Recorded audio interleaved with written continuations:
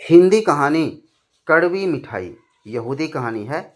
Israel के एक छोटे से शहर में एक अमीर आदमी रहता था। उसका नाम था कादिस। कादिस का इकलौता बेटा था अतजल। देखने में सुंदर पर स्वभाव से आलसी। स्वर्ग की कहानियाँ बहुत अच्छी लगती थी उसे। वह हर एक से कहानियाँ सुनाने का आग्रह किया करता।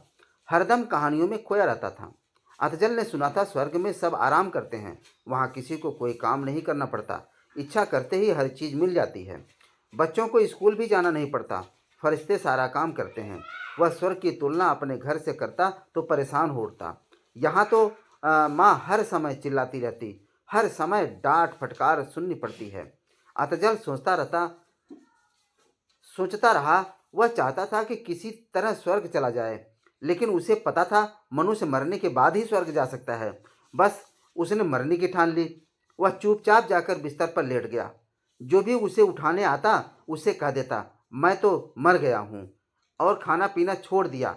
माँ बहुत दुखी हो गई। उसे समझाया पर वह बोला, माँ तुम मुझसे कैसे बात कर रही हो, मैं तो मर चुका हूँ। उसकी बहकी बहकी बातें सुनकर घर वाले बहुत दुखी हुए। माँ जैसे तैसे करके उसे कुछ खिलाती, पर अतजल दिन प्रतिदिन कमजोर होता गया। कई हकीम वैद्य आए पर वे कुछ न कुछ कर सके। हर बात के जवाब में अतजल यही कहता, मैं तो मर चुका हूँ। अतजल की माताजी एवं पिताजी की चिंता का ठिकाना न रहा। वे इसी फिक्र में थे कि अपनी इकलौती संतान को कैसे बचाए। बच्चे ने बेवकूफ़ी भरी हठ ठान ली थी और मौत के दरवाजे पर जा पहुंचा था। आखिर अतजल के पिता कादिस डॉक्टर योतसे के पास गए। उनका नाम बहुत मशहूर था। डॉक्टर योतस ने सारी बातें सुनने के बाद कहा, मैं उसका इलाज कर सकता हूँ, पर एक शर्त है, मैं जैसे कहूँगा वैसा ही करना पड़ेगा। मरता क्या न करता। कादिस ने डॉक्टर योतसी की शर्त मान ली। बाप बात बेटे का जीवन बचाने की जो थी। डॉक्टर योतसी कादिस के साथ आ गए। उन्होंने एक मकान के कमरे को सुंदर ढंग से सजाया। पलंग पर फूल बिखेर दिए। कई नौकर परियों के पंख लगाकर देवदूत बन गए। कमरे में दीवारों पर लिख दिया गया, स्वर्गलोक। इसके बाद डॉक्टर योतसी कादिस के साथ अतजल के कमरे में गए। उन्होंने कहा, अरे यह बच्चा तो मर चुका है, इसे दफनाते क्यों नहीं। डॉक्टर युद्ध की बात सुनकर अतजल खुशी से चहकने लगा। उसने कहा, मैं तो कब से यही कह रहा हूँ कि दफनाने के बाद ही तो स्वर्ग जाता है आदमी। झूठ मूठ की एक अर्थी बनाई गई। फिर उस पर अतजल को लिटाकर सब कब्रिस्तान की ओर ले चले। इस बीच बेहोशी की दवा सूंघने से अतजल नींद में डूब गया। तब उसे विशेष रूप से सजाए गए कमरे में ले जाया गया। जब अतजल की आंख खुली तो वह हैरानी से चारों ओर देखने लगा। दीवार पर लिखे शब्द पढ़कर वह बहुत ही खुश हुआ। समझ गया कि मरने के बाद वह सचमुच स्वर्ग में आ गया है। वहाँ न उसके माँ बाप थे, न ही दोस्त। गली मोहल्ले वाले भी दिखाई नहीं दे रहे थे। थोड़ी देर बाद देवदूत की पोशाक में भरी परी जैसे पंख लगाए एक नौकर वहाँ आया। उसने कहा, अतजल स्वर्ग में तुम्हारा स्वागत है, मैं देवदूत हूँ। अब तो अतजल को पक्का विश्वास हो गया। उसने कहा, मुझे भूख लगी है। पलक झपकते ही नौकर बढ़िया बढ़िया व्यंजनों से भरा थाल लेके आया। ढेर सारी मिठाइयाँ थी। अतजल ने छक कर खाया और फिर सो गया। नींद खुलने पर पानी मांगा तो बादाम का शरबत हाजिर। शरबत पीकर अतजल ने पूछा, कितना समय हुआ है। देवदूत बने देवदूत बने नौकर ने कहा, यह स्वर्गलोक है, यहाँ समय ठहर जाता है, न रात होती है न दिन निकलता है, सदा ऐसा ही रहता है। यह सुनकर अतजल को अच्छा तो न लगा, फिर भी वह खुश था। सोचा अब स्वर्ग में दिन आराम से कटेंगे। इस बार नींद से जागा तो उसने कहा, कुछ चटपटी नमकीन चीज लाओ। नौकर ने बताया, स्वर्ग में हर चीज मीठी होती है, वही मिल सकती है। मिठाई खा खाकर अतजल का जायका बिगड़ गया था। वह नमकीन खाना चाहता था। पानी की जगह मीठा शरबत मिलता, वह पानी पीने को तरस गया।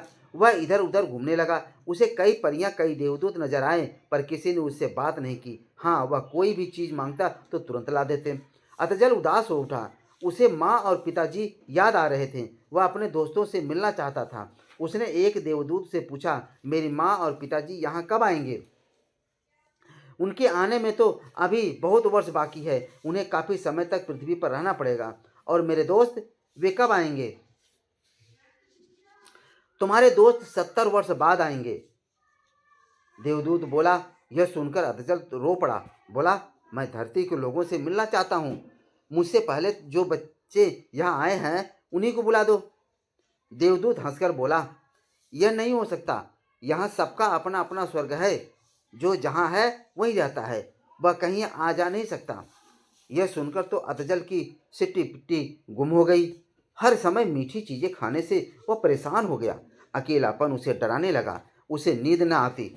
खिड़कियों से बाहर झांकने की कोशिश करता तो उसे कुछ दिखाई न देता। हर तरफ मोटे मोटे पर्दे पड़े थे। अतजल अपने स्वर्ग में अकेले कैदी की तरह हो गया था। वह अब वह रह रह कर रो पड़ता, चिल्ला उठता, मैं स्वर्ग में नहीं रहना चाहता। मुझे मेरे घर वापस भेज दो। मुझे माँ डांटेगी तो कोई बात नहीं, सह लूँगा। मैं अपने दोस्तों के साथ खेलना चाहता हूँ, पढ़ना चाहता हूँ। उसने गिड़गिड़ाते हुए एक देवदूत से कहा, जो उसके लिए मिठाई लेकर आया था। देवदूत बोला, जो एक बार स्वर्ग में आ जाता है उसे हमेशा यहीं रहना पड़ता है, वह कहीं नहीं जा सकता। वैसे भी धरती पर तुम्हें सब कुछ भूल चुके होगे। आज अतजल को माँ बाप का दुखी चेहरा याद आया। उनकी सिसकियाँ कानों में गूंजने लगी। वह चीखा, वे मुझे कब नहीं भूल सकते, कभी नहीं भूल सकते, ऐसा कभी नहीं हो सकता। और सुबह सुबह कर रोने लगा।